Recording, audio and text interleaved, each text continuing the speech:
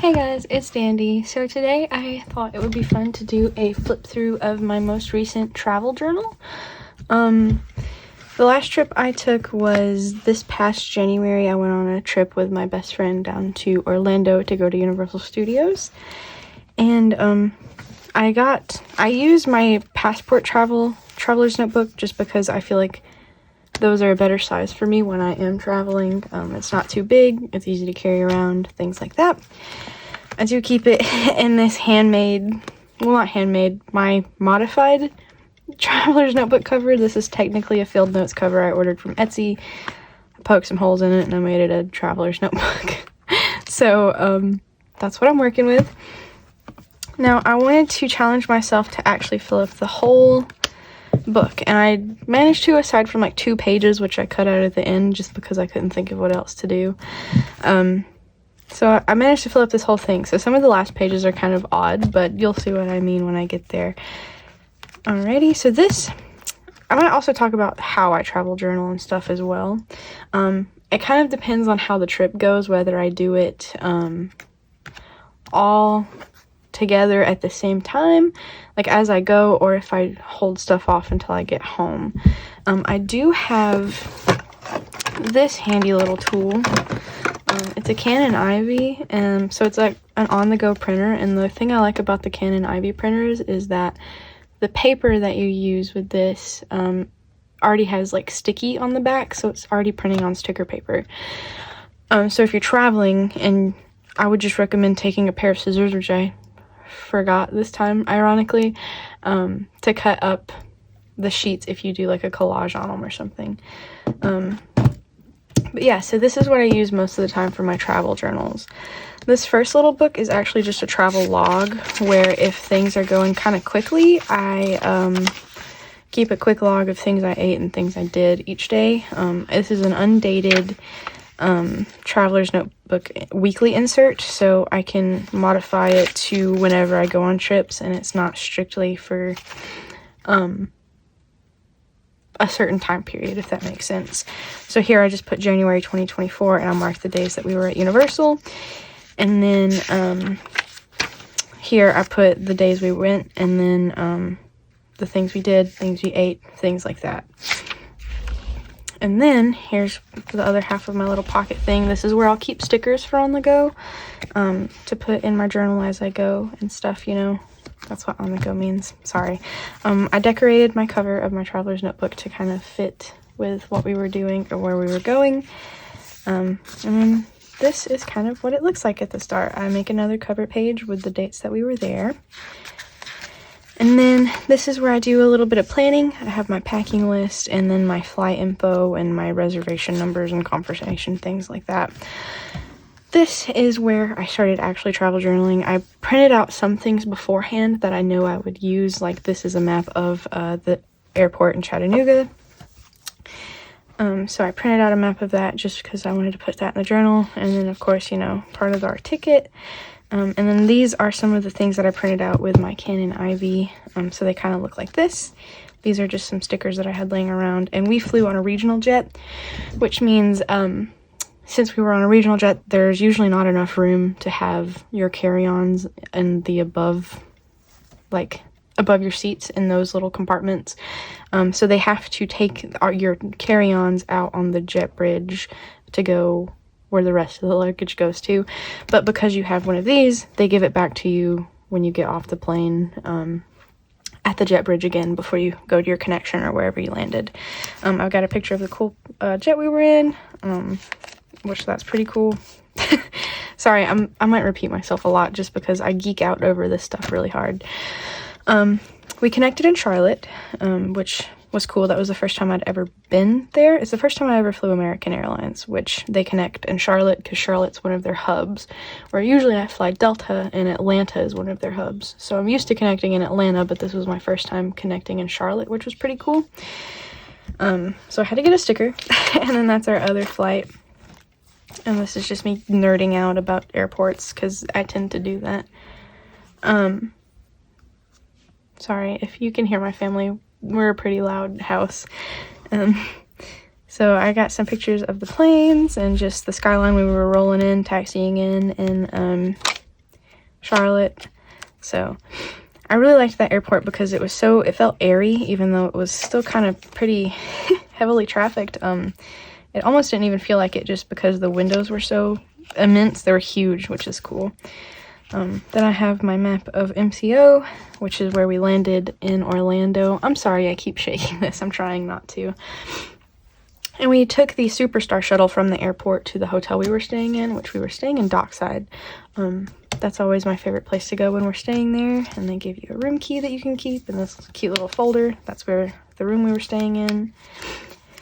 Then this is part of the map that they give you at the check-in desk. I try to keep any paper maps, like physical ephemera that I can. I try to get my hands on, even if I have to cut it down or tear it down like this. I really like having that physical paper thing in my journals. And that's one thing I'm really upset about. Universal is no longer doing paper maps in the actual parks, which really stinks because I really liked collecting them, but I digress. There's nothing I can do about it now.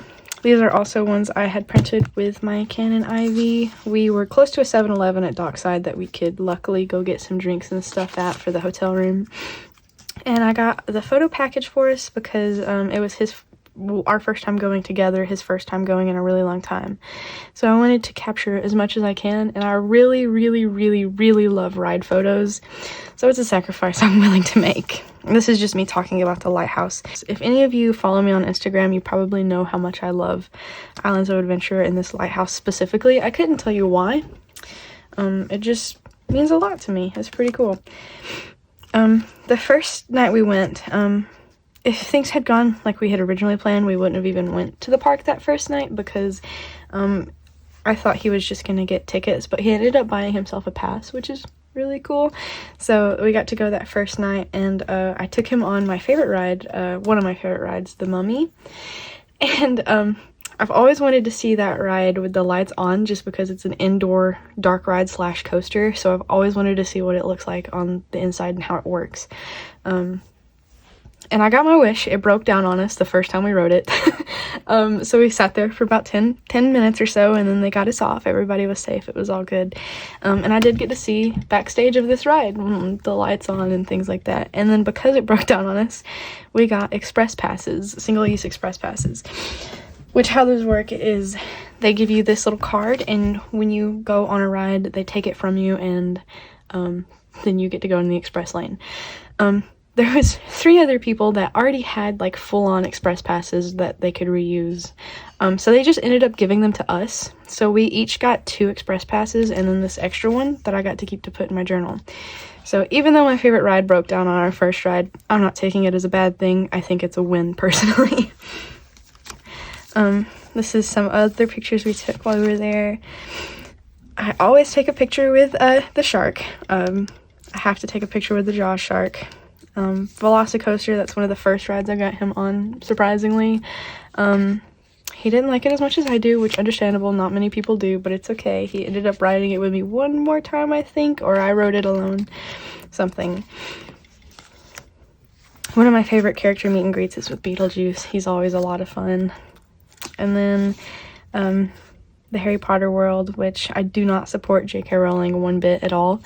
But it's really fun to go to Diagon Alley and stuff. Really, all I get there anymore is the food. I don't really get I don't get much Harry Potter merchandise from Universal anymore, just because I think some of that goes back to J.K. Rowling, and I don't want to support that as much as I possibly can avoid it. But yeah, I usually eat lunch at the Leaky Cauldron because fish and chips is one of my safe foods, and I'm autistic, so sometimes it's kind of hard to find food at the theme parks, but that's one of the restaurants I know I can eat at. And they have a drink there that I really enjoy. It's the Otter's Fizzy Orange Juice. It's like orange and brown sugar cinnamon, and it's really good. And they also have Earl Grey and lavender ice cream that I usually get too, which we'll get there in a minute. There is a Margaritaville I have to tell you this. I have to tell you this right now. There's a Margaritaville on City Walk at Universal, which is kind of like a separate area with like food and bars and clubs and shops and things like that. Anyway, there's a Margaritaville, and it's got this plane that is Jimmy Buffett's actual seaplane that has been turned into a bar. That's his real plane it was his, and it's now a bar, which is very fitting. This is my Islands of Adventure appreciation page, which really it's mostly just port of entry because that's my favorite area there. Another appreciation page for the mummy. This guy, he seems to be there every single time I go. He's one of the Pharaoh guys. And he seems to remember me usually, and he let me hold his hand this time to take a picture, and I thought it was just really sweet of him. And then, of course, you gotta meet Scooby-Doo. And it's cool because this day particularly was a little chilly, so it's cool to see that they have different outfits, which I guess it makes sense. It's just cool to see. More character meet and greets. Transformers, they get their own page, of course. They always do. Jurassic Park area. I kept our receipt from one of my favorite restaurants there because they have really, really, really good chili cheese fries. And that's usually just what I get there. I just get chili cheese fries for lunch, and that will set me for the rest of the day. Some more ride pictures. Now see, these are a little different because I printed these at home, so I didn't do this whole book in one sitting. I kind of broke it up, which is fine. I like when you travel journal, you don't have to do everything at once. As long as you kind of have like a plan for each thing and you save some room, you can always just fill stuff in later, which there's nothing wrong with that. You know, sometimes you're just too busy when you're traveling. These are the only pictures I ended up being able to take with my my Sony Cybershot, my Digicam, before the batteries died, and I had accidentally left the batteries at the hotel room. So I got 5 pictures, but that's okay. Now, this is my spread for Dr. Doom and the Green Goblin. These guys also are just always so nice to me, and the Green Goblin is a character that means a lot to me and has meant a lot to me since I was like 3, which is funny to say because it's the Green Goblin. It's like he's a villain, you know, and he's the Green Goblin of all people. But he was one of my favorite characters when I was little, and one of my first special interests was Spider-Man, and so it's really nice to be able to have those interactions with, you know, even though they're like dudes in a costume, it's still fun, you know.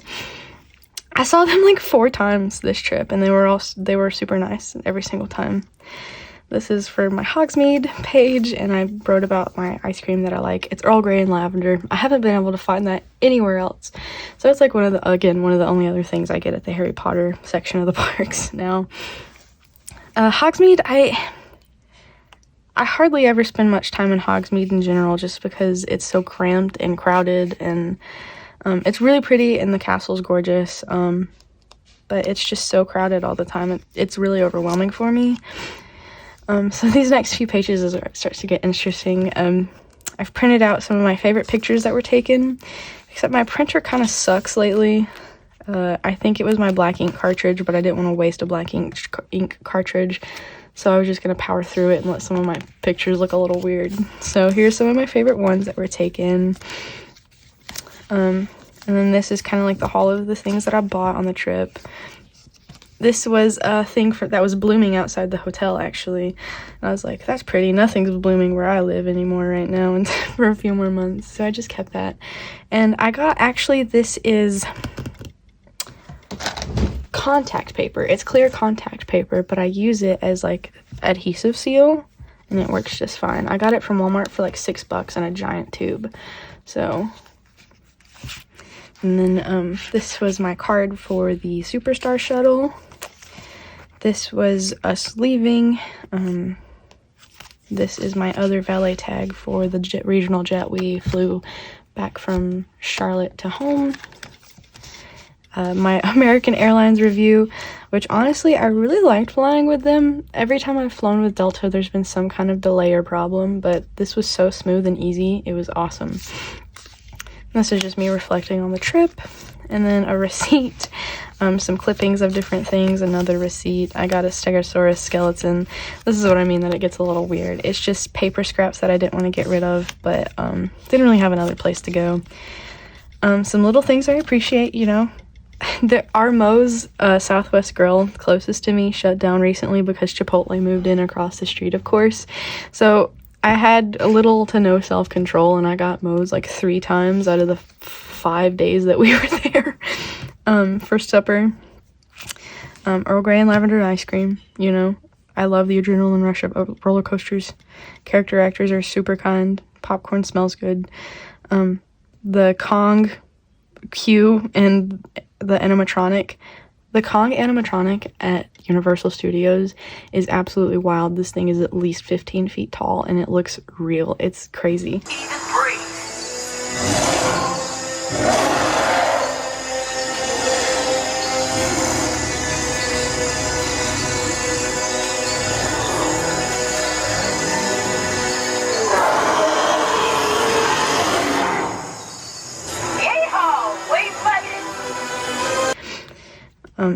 Discovery Center is awesome. I love the lighthouse. The flat escalators are awesome. Good movies on TV at the hotel. I got to watch Indiana Jones and Deadpool the whole time. And then Dunkin' Donuts was close to me at both the airports, which was awesome. This was a sticker from 7-Eleven. And this is me saying we had to walk all the way around because there was a fence at the parking lot. But it's okay. It was a nice walk. My leftover dinosaur stickers, and then the wrapper from my plain cookie. And yeah, that's kind of what a travel journal looks like. It's just, I try to personalize it as much as possible, and you know, it's fun.